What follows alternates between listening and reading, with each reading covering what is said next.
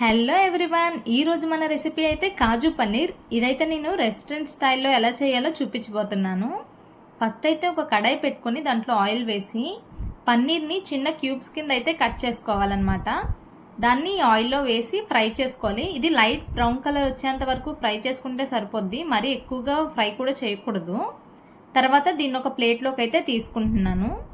తర్వాత మళ్ళీ సేమ్ అదే బండిలో మళ్ళీ కొద్దిగా ఆయిల్ వేస్తున్నాను.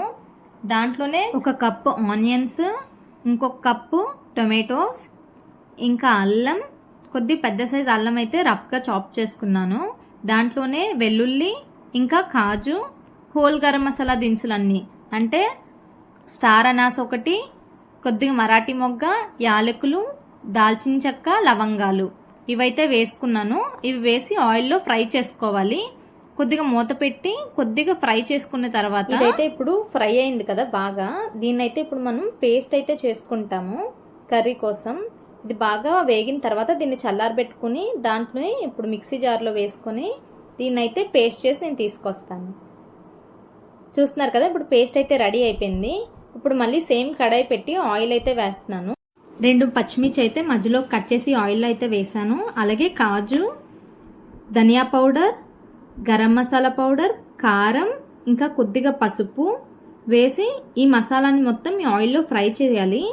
ఈ ఆయిల్ మాత్రం మరీ ఎక్కువ హీట్ కూడా అవ్వకూడదు, సిమ్లోనే పెట్టి బాగా ఫ్రై చేసిన తర్వాత మనం పేస్ట్ చేసుకున్న మసాలా కూడా వేసి బాగా మిక్స్ చేసుకోవాలి. దాంట్లోనే టేస్ట్కి సరిపడేంత సాల్ట్ కూడా వేసి బాగా ఫ్రై చేసిన తర్వాత ఇంకా మూత పెట్టి మగ్గించాలన్నమాట. ఇలా మధ్య మధ్యలో మూత తీసుకొని ఫ్రై చేయాలి, లేకపోతే అడుగైతే అంటుతుంది ఈ మసాలా పేస్ట్ అనేది. ఇలా బాగా ఫ్రై అయిన మసాలాలో మనము వాటర్ అయితే వేసుకొని మిక్స్ చేసుకోవాలి. మళ్ళీ కాసేపు మగ్గిన తర్వాత దీంట్లో మనం ఫ్రై చేసి ఉంచుకున్న పన్నీర్ పీసెస్ అయితే వేసి ఈ మసాలా మొత్తం మిక్స్ చేసిన తర్వాత మూత పెట్టి ఈ మసాలా మొత్తం పన్నీర్కి అయితే పడుతుంది. అలా బాగా ఉడికిన తర్వాత మధ్యలో ఫ్రై చేసిన తర్వాత లాస్ట్లో కసూరి మేతి అయితే వేసుకోవాలి. కసూరి మేతి అనేది ఖచ్చితంగా ఉండాలన్నమాట ఈ పన్నీర్ రెసిపీకి అనేది మాత్రం. అది ఉంటేనే ఎగ్జాక్ట్ మన రెస్టారెంట్ స్టైల్ టేస్ట్ అయితే వస్తుంది. ఇప్పుడు చూడండి, మన కాజు పన్నీర్ కర్రీ అయితే రెడీ అయిపోయింది. చూస్తున్నారు కదా, ఇలా ఆయిల్ మొత్తం రిలీజ్ అవుతూ చాలా అంటే చాలా బాగా వచ్చింది మన పన్నీర్ కర్రీ. చూడండి, మీరు కూడా ఈ రెసిపీని ట్రై చేయండి. ఎలా వచ్చిందో కామెంట్ కూడా చేయండి.